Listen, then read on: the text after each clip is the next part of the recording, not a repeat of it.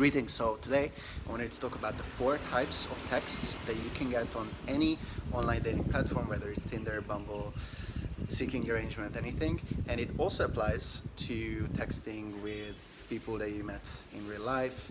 And it even applies to business situations with clients, types of texts that they're sending you. So make sure you pay attention. So the 4 types are, first of all, which is the worst, which is silence. So let's say that you said something to someone on Tinder, this is the first message that you sent, and hey, what's up, which is a horrible opener, don't use this. Maybe say, hey, trouble, something like this, or you look like you might have 3 of my 4 weaknesses, anything like this. On another video, I'm going to be talking about good openers for Tinder that I've tested in basically every part of the world. So basically, the first type is silence, and it's just the worst thing. It's completely ignorance. It's equivalent to going up to someone at a bar and they just completely ignore you and they walk past you.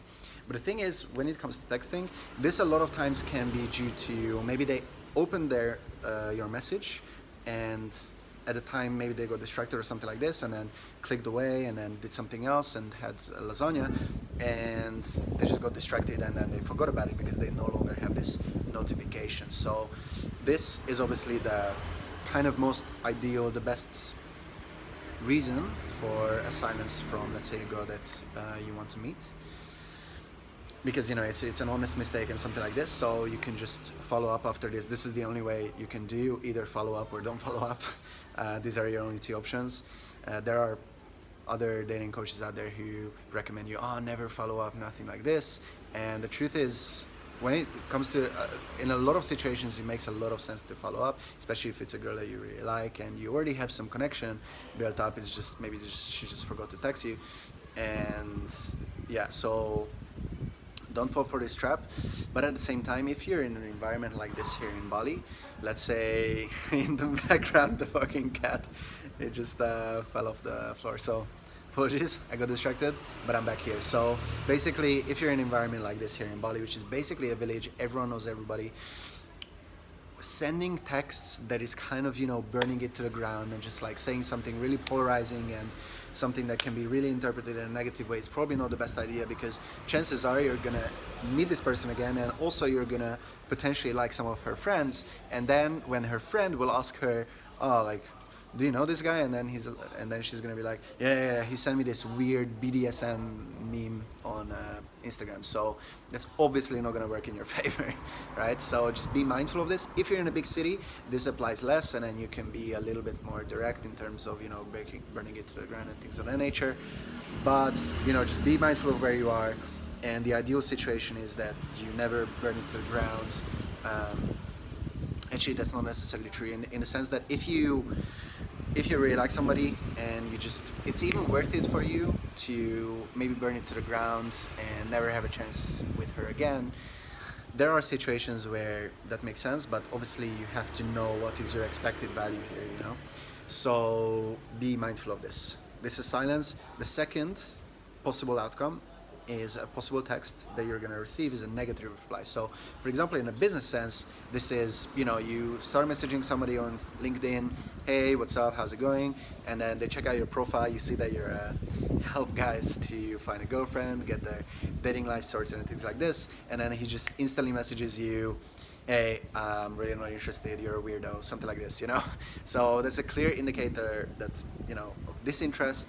It's a rejection, and it's totally fine. It's actually great because it saves you a lot of time, because the reason why this is better than silence is because you get feedback.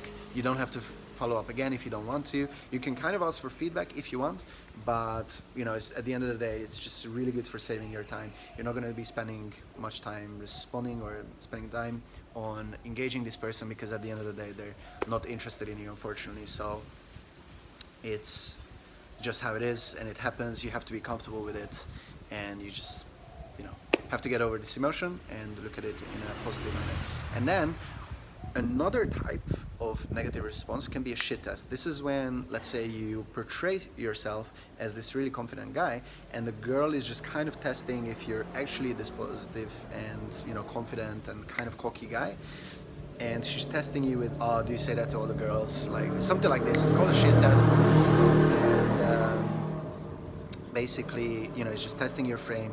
Best way to overcome this is to agree and over exaggerate. So let's say that, a girl tells you, oh, do you say this, is this your pickup line, like something like this, and then the best way to do is like, yeah, I actually also use it on my mom, and she really likes me so far, so far it's been working quite well for me, something like this. It kind of over exaggerates what they're saying. It portrays it in this really stupid way where it's really obvious where what they're saying is not true, and it just handles it really well. You're comfortable in your skin, you're not insecure. And the worst thing you can do in this kind of negative way is, let's say the girl says, is this your pickup line? And you're like, no, it's not. You're the only person that I said this to, and like, start qualifying yourself. And that's the worst thing to do. You fall into her frame, and she's gonna lose a lot of respect and interest for you, and it's just not gonna lead to good things. So be mindful of this. The third possible response that you're gonna get is something neutral. This is usually something that's relatively low investment, maybe a yes or one word answer, something really logical. Maybe you ask her, how's your day been? Have you been up to any trouble? And then she's like, no, my day has been pretty boring. Something like this. That's actually maybe even bordering on the negative side, but it's basically something that's super logical and doesn't really add anything to the conversation, doesn't move the conversation forward, and it's kind of it can be a little bit difficult to move it forward from there. And the best thing to do in a dating sense in this situation is to vibe, create emotion, and just try to move the conversation forward in a really smooth way. So that can be done in a number of ways. Maybe you can do a cold read where you're like, oh, you look like someone who does X, for instance, and it just turns a question into a statement where you assume something about her, and then she can, kind of go from there. And another good thing to do is assume that she's been up to some trouble, or she's been doing something that's undisciplined or something like this. It creates this kind of fun back and forth kind of trouble frame for this interaction. And yeah, another good thing to do is, maybe you can send a meme if you're really into memes, and something that obviously relates to the conversation, and doing something fun that kind of moves the conversation forward. And the fourth possible response is positive. This is where you want to be. This is the best. This is where she sends you something like, oh, I actually really like you, or you're really funny, or maybe she invests a lot. Maybe she writes a pretty long text about what her day was, or what she was feeling like, and things like this, and it really moves the interaction forward. This is where you want to be. This is where you can escalate further, either logistically or sexually.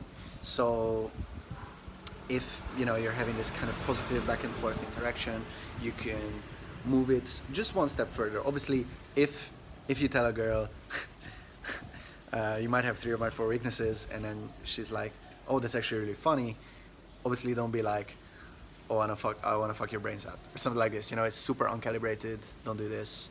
And especially if it's the second text that you're gonna send her. So the reason why that's bad is because it goes from 0 to 100, and it's just that there hasn't been enough rapport built up where you can go this far. So just think about what could be one step further in the interaction. Maybe is it asking her if she likes ginger tea or wine, something like this, which is a soft close, and then you can kind of move the interaction forward. You can ask her out, tell her, yeah, we should have ginger tea sometime, something like this, and it's just the right time to move things forward. So if you know these 4 types of responses, this is already gonna put you in the top 10% of men on online dating apps. Especially know where you are. Always, when you receive a text, always kind of think about, okay, which category does this fall into, what should my response be, and have a think about this.